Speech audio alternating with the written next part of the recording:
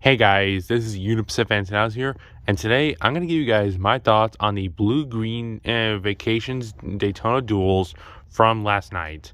So yeah, we're going to be talking about both of them here. So let's get started here. So starting off with the first one, there was not really that much last night in Duel 1. Besides there was just a lot of single file lining and racing.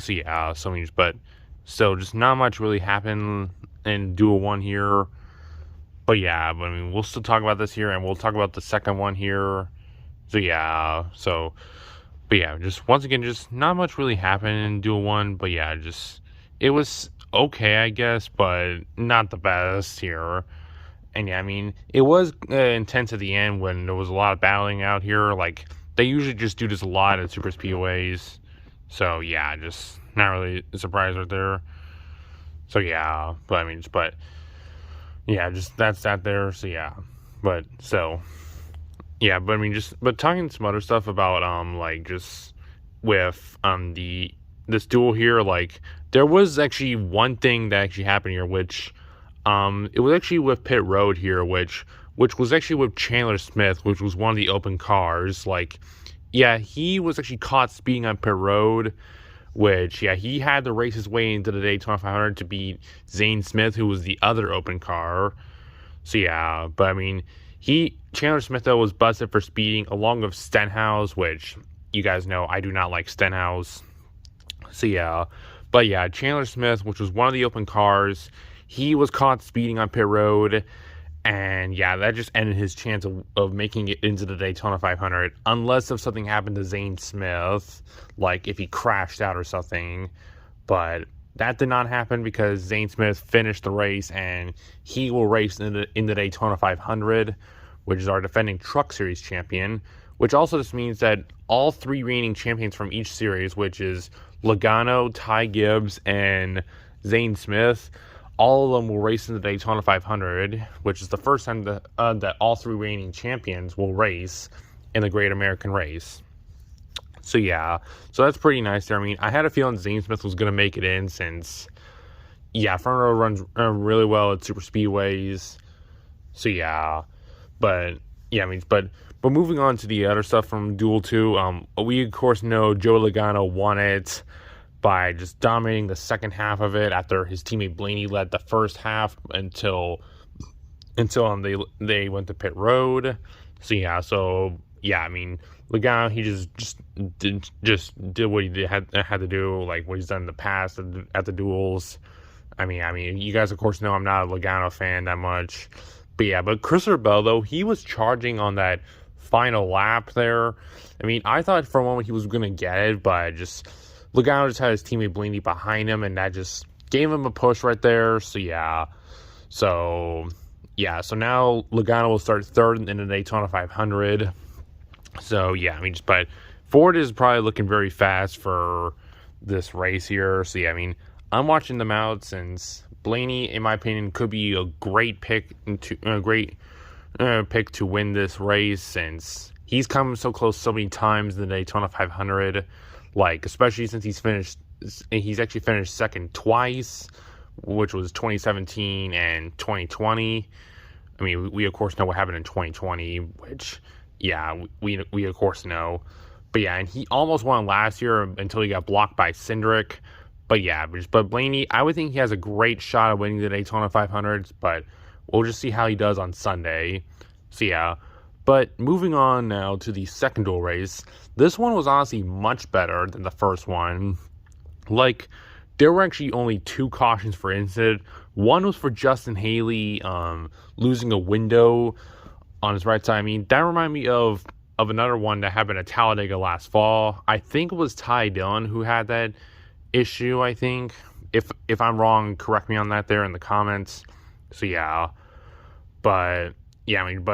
but afterwards, there was just single file line for the rest of that time until an incident which I think happened with like 20 to go. I think I forgot, but yeah, but you all may know about this here, but this happened when Suarez bumped my driver Kyle Busch a little too much, and which set off a wreck, which also even took out one of the other open cars, which is Austin Hill, which he was one of my picks to get into the Daytona 500. And this also even caught Travis Pastrana as well as Riley Herbst. So yeah, so all four of them were ended up out of the race. I know Suarez did not mean to do that to Kyle Busch, but it sucks that this happened here since, Kyle Busch just had a really great car. I'm at least hoping the backup is fast for the Daytona 500 because, Kyle Busch is my pick to win the Daytona 500, as you may know from my race win predictions. Yeah, also, another thing I want to say here, if you may have noticed from my community post the day before the race, I actually picked Ross Chastain to win Duel 1 because Gregson was in Duel 2 with Chase Elliott, which Elliott was my pick for Duel 2. So yeah, so I just did that right there. So yeah, I hope you guys understand there. I said that was that might happen in my original race win predictions. So yeah. So yeah, but now Kyle Busch will have to go to the rear for the Daytona 500. But I don't know about Pastrana and Herbst. I heard they might get their cars repaired, but Kyle Busch's car it doesn't look like it's gonna be repaired. It's probably gonna be a backup. But yeah, but afterwards of that wreck there was pretty close racing for the final couple of laps, especially with two interesting drivers I thought were really interesting up at the front, which those were Todd Gilliland and Corey LaJoie. For LaJoie, I know since, he almost won Atlanta last July, and he can run really well at super speedways, but Todd Gilliland, I thought he was actually going to win that there if he only did not get bumped on the last lap from Larson and almost spun out, but he saved it. Yeah, I thought he was going to win it, but Indiana was Eric Almirola winning the duel there, which is a second ever duel win since this last one came in 2021. So yeah, but I'm just saying though, Ford is probably going to be fast on Sunday since they swept the duel races like what they did last year with the RFK cars. But yeah, and LaJoie ending up in 5th in this race. So yeah, I would think he could be having a small chance of winning today, but it just depends if he have the right speed to win this Daytona 500.